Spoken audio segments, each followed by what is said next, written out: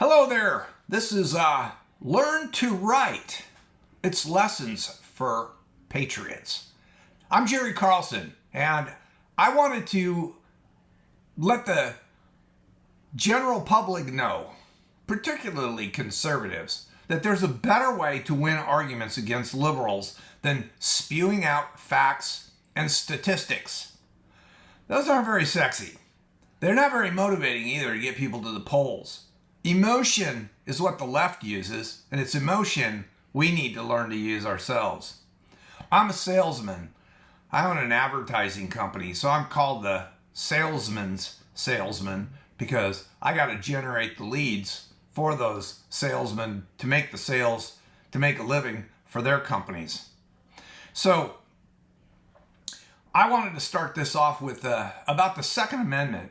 And one of the best arguments I can ever use to be able to point out exactly how to defend the Second Amendment, particularly with women voters who always fall victim for the easy solution of just banning all the guns and the bad guys will leave you alone.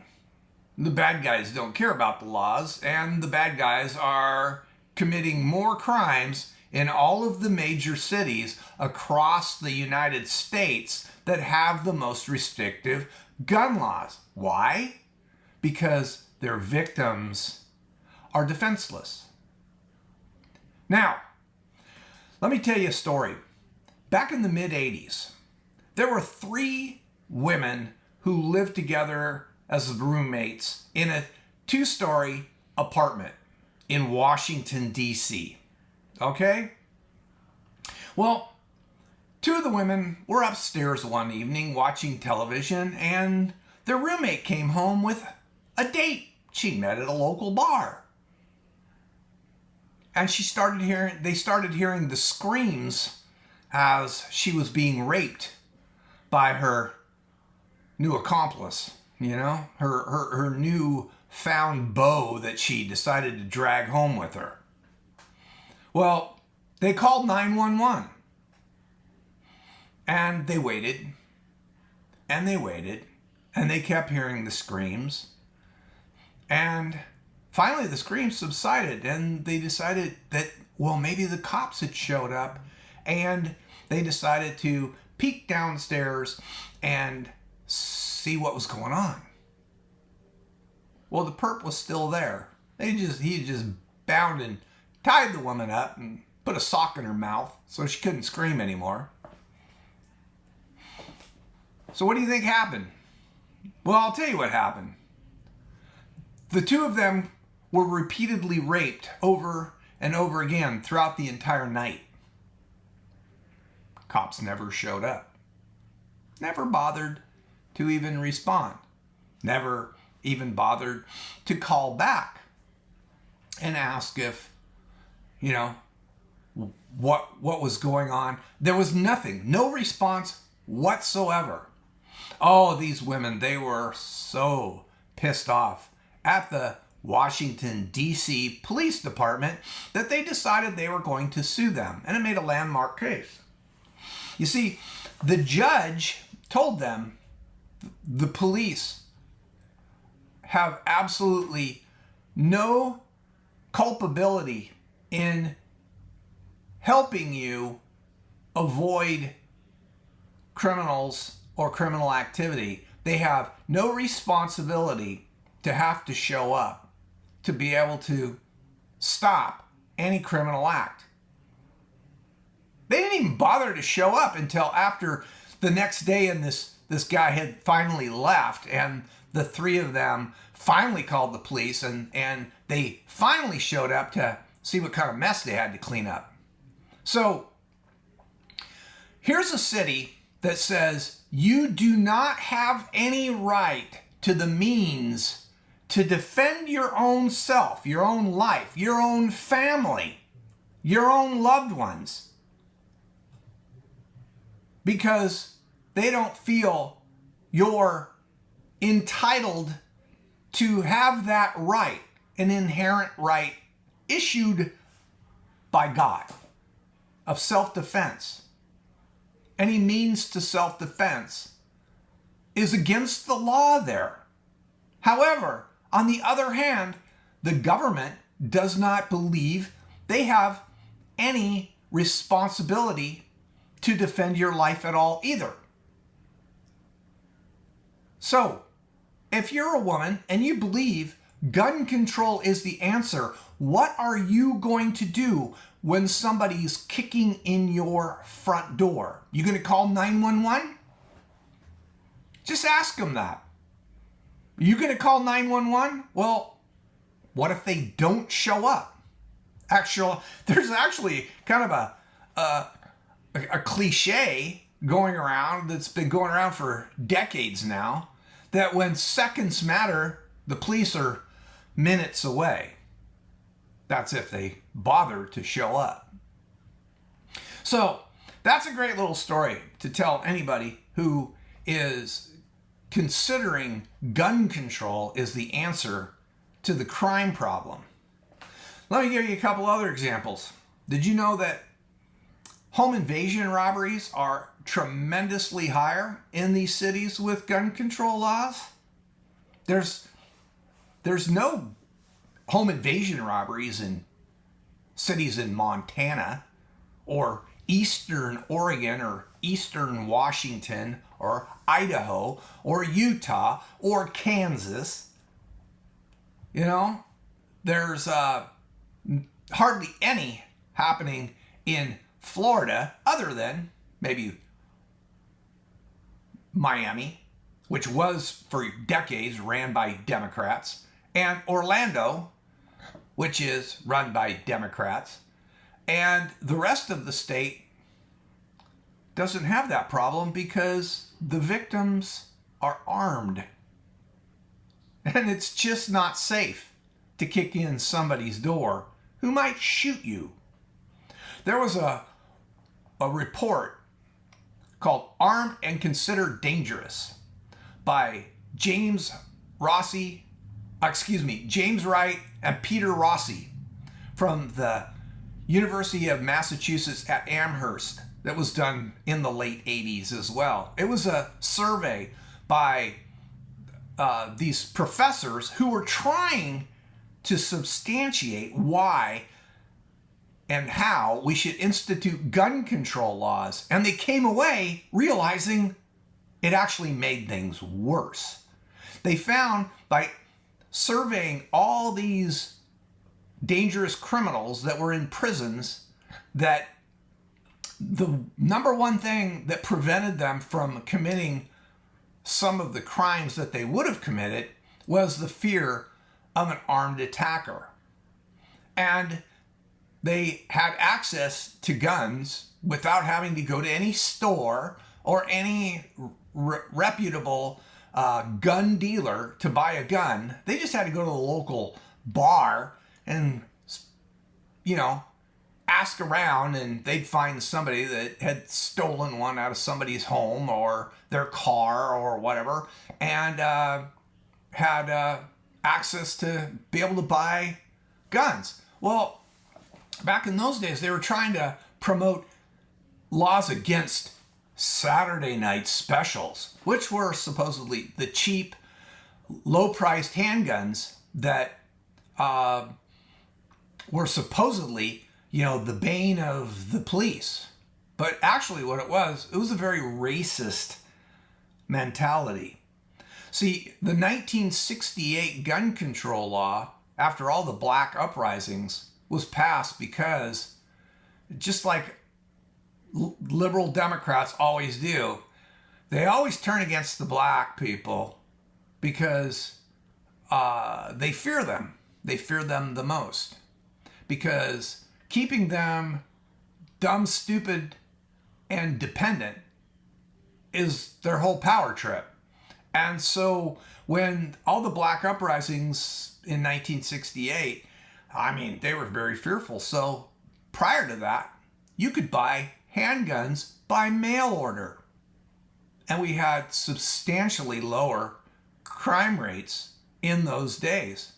But they were afraid that blacks would be buying guns and using them against the cops.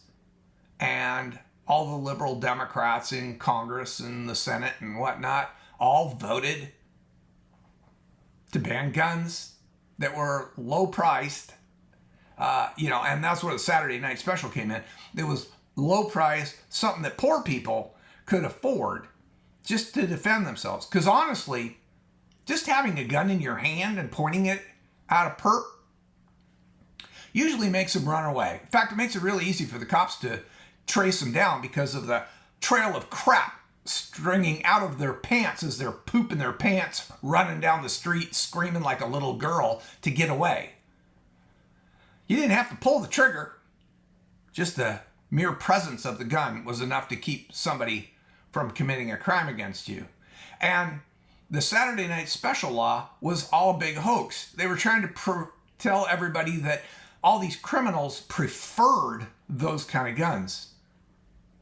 And that survey I told you about, they didn't even like those kind of guns. They wanted the best, most lethal, and the most reliable guns that they could possibly get because they were hoping to defend their own lives. And so the criminals, they didn't want the cheap guns. They wanted good guns, quality guns, ones that would be reliable when they needed them most. So the Saturday Night Special thing was just a big hoax, just like the assault rifle thing is today. You know, they claim that all these assault rifles are being the weapon of choice of criminals. It's still handguns because they're concealable. But did you know that there are more people die every year from bathtub accidents than